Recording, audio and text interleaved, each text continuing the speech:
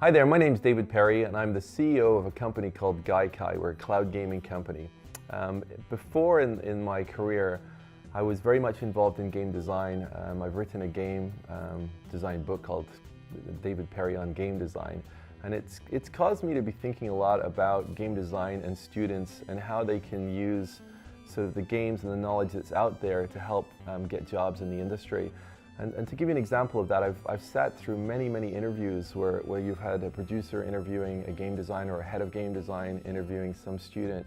And the thing that I see time and time again is the students come in without having a really good background on playing the games that matter in the history of the game industry. They tend to play the games they like. They don't play the games that were the most successful. So very commonly we'll ask them questions, why was Pokemon successful? And they'll go, oh, I never played Pokemon. And it's like, what? That's one of the most successful games ever and you never even checked it out? That would be like in the movie industry. If you're in the movie industry but you never took the time to bother watching Titanic or Avatar is not very interesting, that's not so good. So part of the job, in my opinion, of being a game designer is you really have to study what's out there and work out what worked and what didn't. So I created a very simple challenge. It sounds simple, but it's actually a little more complicated, which is, how about arming yourself to the teeth before you go into that interview? And I've seen it happen. So to be clear, a lot of times I see the game designer doing the interview and the student that's the interviewee is sitting there and they just don't have the answers to the questions. But I've also seen it the other way, where the student comes in and quite frankly the student knows a lot more than the guy who's asking the questions because he hasn't played all the games. And he hasn't got all the answers to the mechanical problems that game designs need. So the challenge for you is to go to the site gamerankings.com, choose the platforms that you have, and then sort the games in order of the highest rated to the lowest rated, and choose the top 100 games. Your challenge is then to go through that list of games from top to bottom.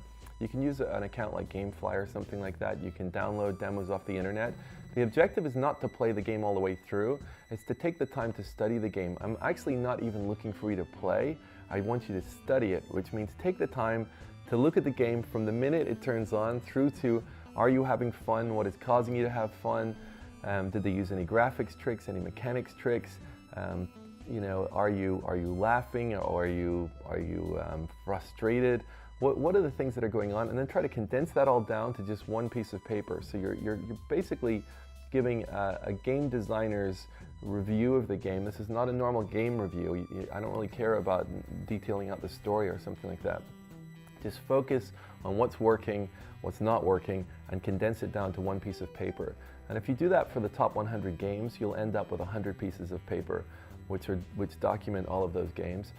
Trust me, that will arm you to the teeth when you walk into the meetings. But the twist is that it's actually a challenge too, because so many people start and they get to like page number 5 and then they're kind of done because it's work too. But the twist is, if you manage to get it all done, so you've done all 100, then at that point I have to say congratulations, because you didn't just learn a lot about all of those games, but you also are now one of those people that when given a really hard task, you're actually able to complete it. So a task that's not super fun because you're going to be playing some games you don't even like, but by the end of it, you're going to end up showing and demonstrating that you can just push through and get things done. And the net result is, if you show up with 100 pages and you send it into the site, we're going to give you a recommendation for your resume, and it will be a personal recommendation from me saying that you have met this challenge. And then if you do that, and that's the only way you're going to find out, we have a secret design challenge number 2. And number 2 will only be revealed to the people who complete number 1.